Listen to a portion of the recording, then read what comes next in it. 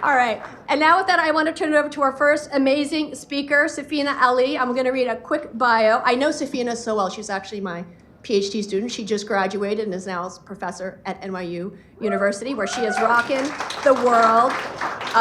Her work, her PhD work, actually formed the basis of this curriculum. So Safina is a rock star and is, she is ever present in the whole day that you're going to hear about today. More formally, Safina earned her PhD from MIT in the Media Lab as my student, where she works to develop AI tools, agents, and curriculum that support creative learning. As part of that work, she developed this art and AI curriculum and held workshops that has then been adapted for this particular program. Her role as an educator and researcher helped shape the future generation of creators while exploring how AI technology impacts them. She's also a visual artist, and we definitely leveraged that talent when she was a graduate student in my group early and often. And she writes about how AI can help and hinder artists in the future. So please help me welcome Safina to the stage. My name is Safina, and I'm so excited to meet you all today. Before I start, I have a question. How many of you think you're an artist? How many of you think AI is an artist? How many of you think AI is creative?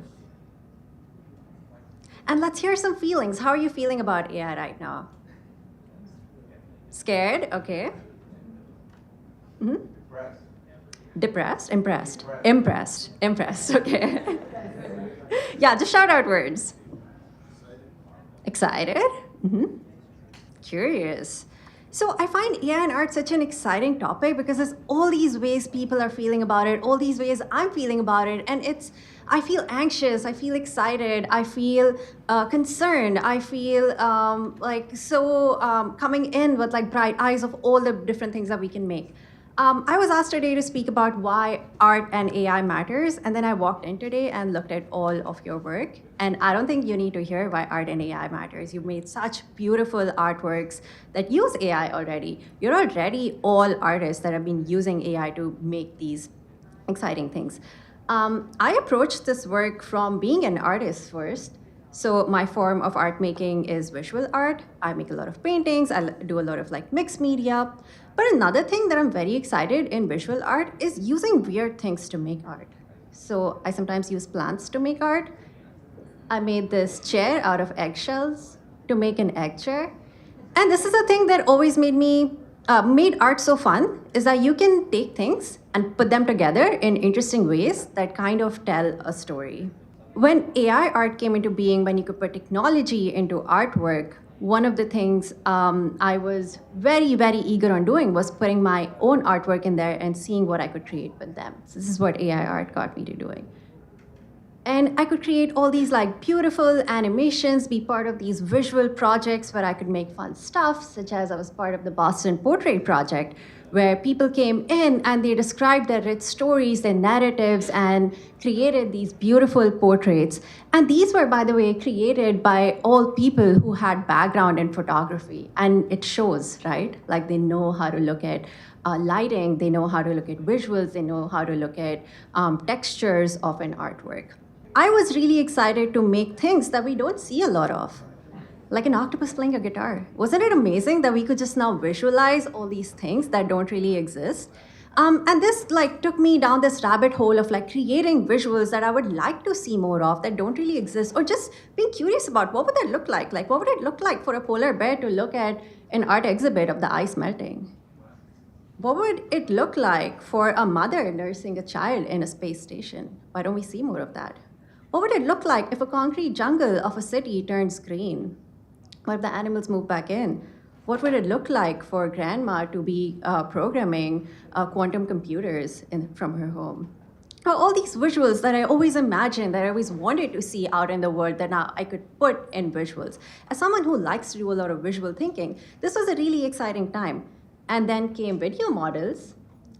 And this is from Sora, which is a video generation model, where you can create these highly realistic, super weird videos and use them for entertainment. Speaking of art, today we're in a very exciting space. We're in the Museum of Fine Arts. Who's been here before? Wow, almost everyone. There are a lot of really, really beautiful artworks out here. There's beautiful paintings, there's music, there's sculptures. Highly recommend if you have time after this to check out all the artwork that's in this museum. It's impossible to do it in one day. When I first started visiting this museum, it was like as a viewer, and then I started working with educators who are actually teaching here at the museum. One of us here today. And we were excited about using AI in interesting ways in museums, such as what if kids walk up and can have conversations with paintings?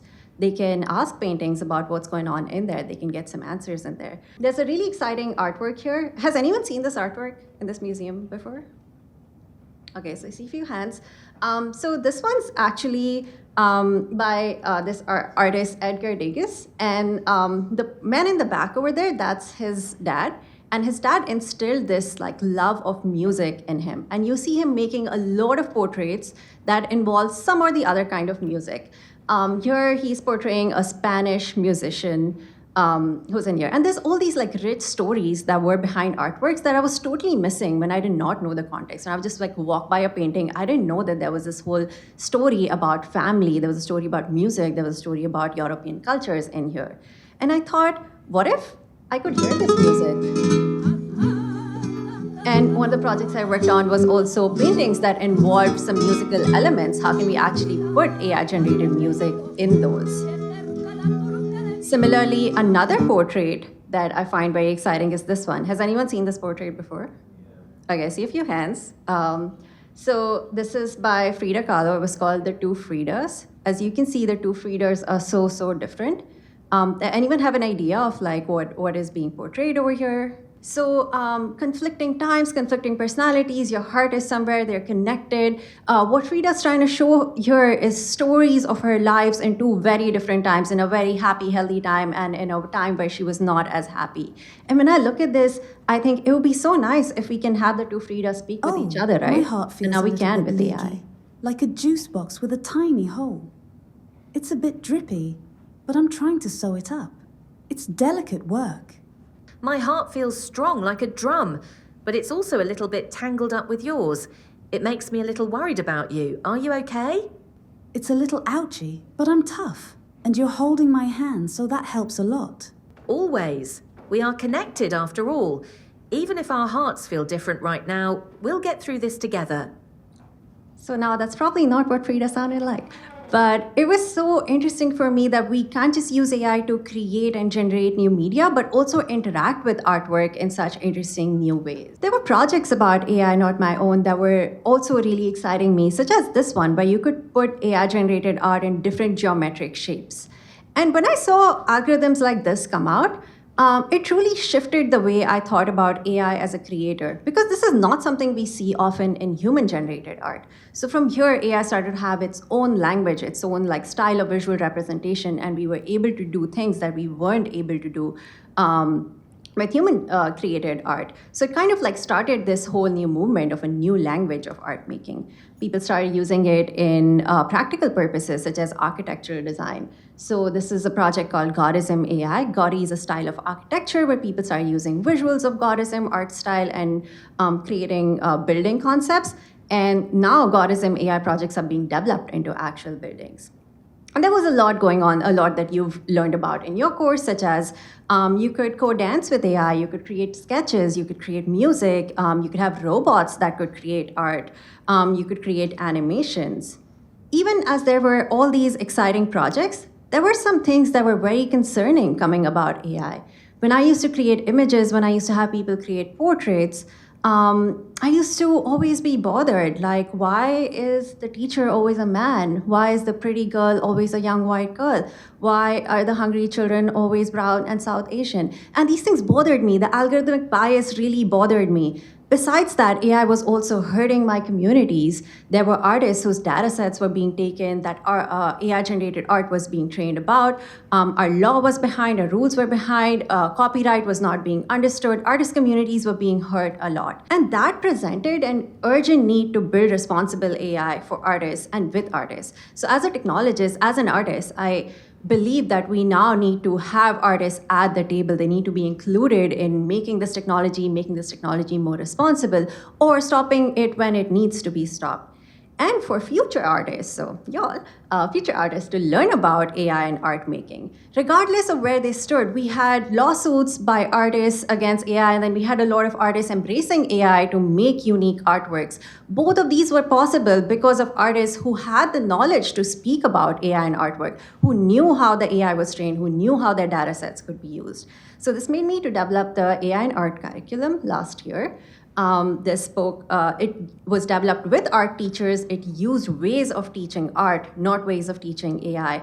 I worked with teachers. There were a lot of teacher training sessions, and these teachers worked then with their students.